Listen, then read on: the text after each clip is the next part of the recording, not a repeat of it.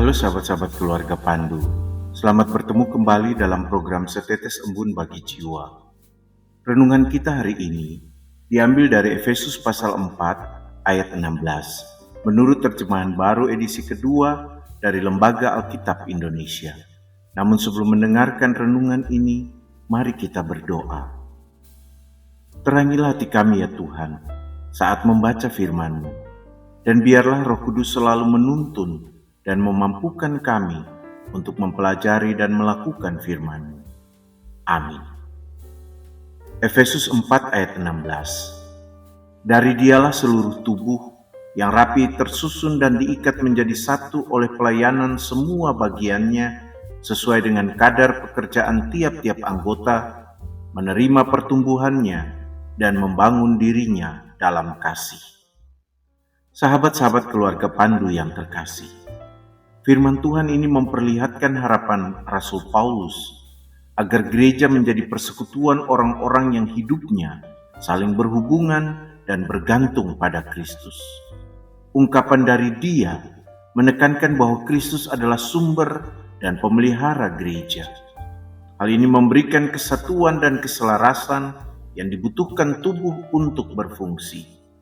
Setiap orang percaya yang saling terhubung ini menggambarkan hubungan yang kompleks dan penting di dalam gereja. Setiap orang beriman sebagai bagian dari tubuh memainkan peran penting untuk membangun persekutuan yang sehat dan menjadi kekuatan komunitas secara keseluruhan. Ikatan tubuh manusia berfungsi untuk memantapkan dan menopang serta menekankan pentingnya kontribusi setiap anggota terhadap kesatuan dan stabilitas tubuh, atau dalam hal ini gereja. Tumbuh dan berkembang dalam kasih menekankan sifat pertumbuhan rohani gereja yang dinamis dan berkelanjutan. Pertumbuhan ini tidak hanya bersifat jumlah atau kuantitas, tetapi juga secara kualitas yang ditandai dengan semakin tumbuhnya kasih sayang dan kedewasaan di kalangan orang percaya. Kasih adalah prinsip dasar yang membimbing dan menjiwai pertumbuhannya, memastikan bahwa pertumbuhan itu sehat dan mencerminkan sifat Kristus. Ketika setiap bagian melakukan tugasnya, berarti bahwa setiap anggota gereja mempunyai peran yang unik dan sangat diperlukan. Pertumbuhan dan perkembangan spiritual terjadi ketika setiap orang secara aktif berpartisipasi dan menggunakan talenta mereka untuk kebaikan bersama. Saling ketergantungan dan partisipasi aktif ini diperlukan agar gereja dapat memenuhi misinya dan mencerminkan kepenuhan Kristus. Firman Tuhan ini mengajak kita untuk merenungkan hakikat hubungan kita di dalam gereja dan juga sebagai komunitas Kristen. Hal ini mengingatkan kita bahwa persatuan dan pertumbuhan tidak terjadi secara otomatis, namun membutuhkan upaya dan cinta yang disengaja. Gambaran sebagai tubuh mengajarkan kita bahwa setiap anggota saling berhubungan dan menjadi gereja yang sehat dan bergantung pada kontribusi atau partisipasi masing-masing orang. Untuk itu, setiap orang harus mempertimbangkan perannya dalam gereja. Sadarkah kita akan anugerah yang Tuhan berikan kepada kita? Apakah kita secara aktif menggunakannya untuk mendukung dan membina saudara-saudara kita seiman lainnya? Firman Tuhan ini juga mendorong kita untuk melakukan introspeksi diri dan mengajak kita untuk beralih dari partisipasi pasif ke kehidupan bergereja yang aktif. Efesus 4 ayat 16 ini memberikan dorongan yang mendalam dan seruan yang jelas untuk bertindak. Sebagai pengikut Kristus, kita adalah bagian integral dari tubuhnya, dan partisipasi kita sangat penting untuk pertumbuhan gereja dan membangun gereja yang sehat. Kebenaran ini seharusnya memotivasi kita untuk secara aktif mencari cara untuk melayani dan mendukung satu sama lain. Sadarilah bahwa kita adalah bagian penting dari tubuh Kristus. Kehadiran kita, pemberian kita, dan tindakan kita sangat penting bagi membangun gereja yang sehat secara keseluruhan. Untuk itu betapa penting membangun komitmen pada pertumbuhan. Usahakan agar kita bisa memiliki kedisiplinan secara rohani dan juga bertumbuh secara rohani, baik secara individu maupun kolektif atau bersama sebagai gereja. Dorong dan dukung orang lain dalam perjalanan spiritual mereka. Dan dengan mengetahui bahwa pertumbuhan kita dan juga pertumbuhan mereka adalah sama-sama ikut mempengaruhi pertumbuhan seluruh tubuh.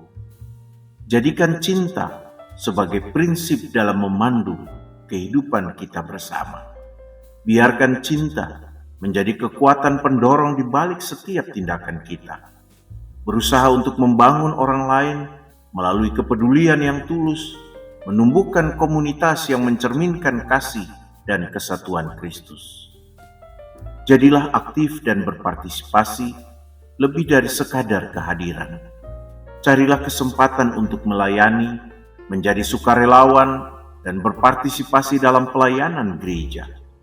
Partisipasi aktif kita akan membantu gereja berhasil dan memenuhi rencana Tuhan untuk komunitas yang dinamis dan yang saling terhubung satu dengan yang lain.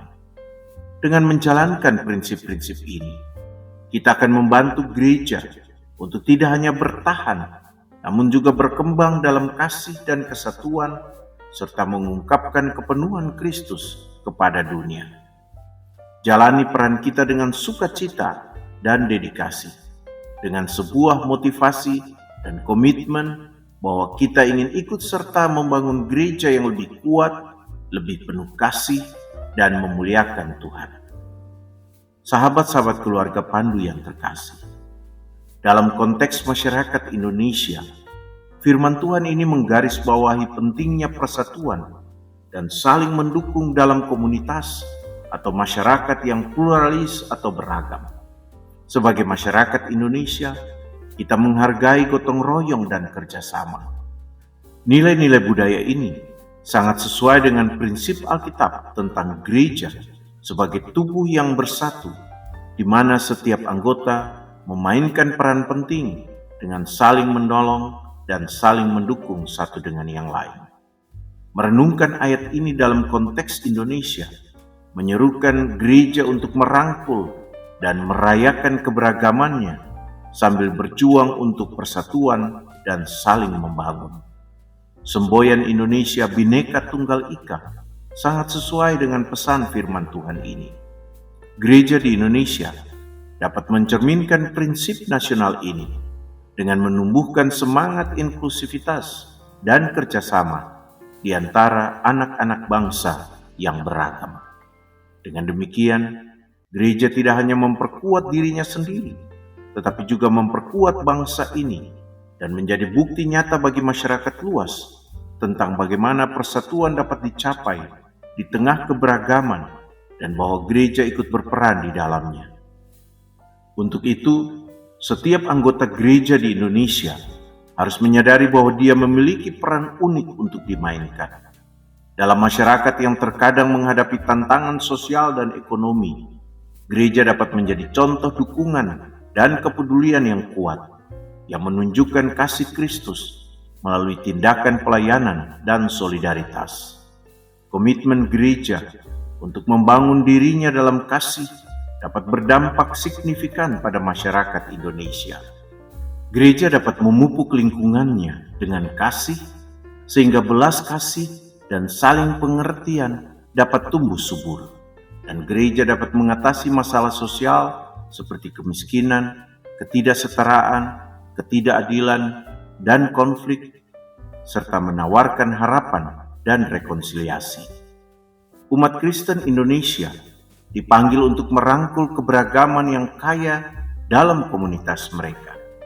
Biarkan firman Tuhan ini memotivasi hidup kita untuk mencari kesatuan dengan orang-orang percaya dan juga orang-orang beragama dari berbagai latar belakang.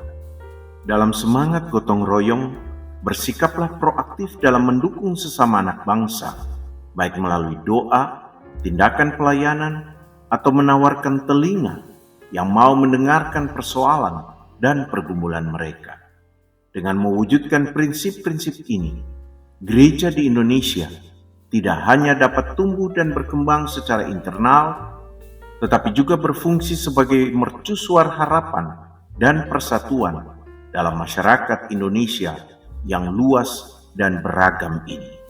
Tunjukkanlah peran dan dedikasi kita dalam membangun kesatuan bangsa ini dengan hati yang dipenuhi dengan sukacita. Mari kita berdoa. Mampukan kami ya Kristus untuk saling mendukung dalam kehidupan bersama sebagai gereja dan juga sebagai bangsa Indonesia. Biarlah kami melakukannya dengan sukacita dalam kesadaran bahwa kami semua adalah anak-anak-Mu. Terpujilah Engkau ya Bapa, Putra dan Roh Kudus.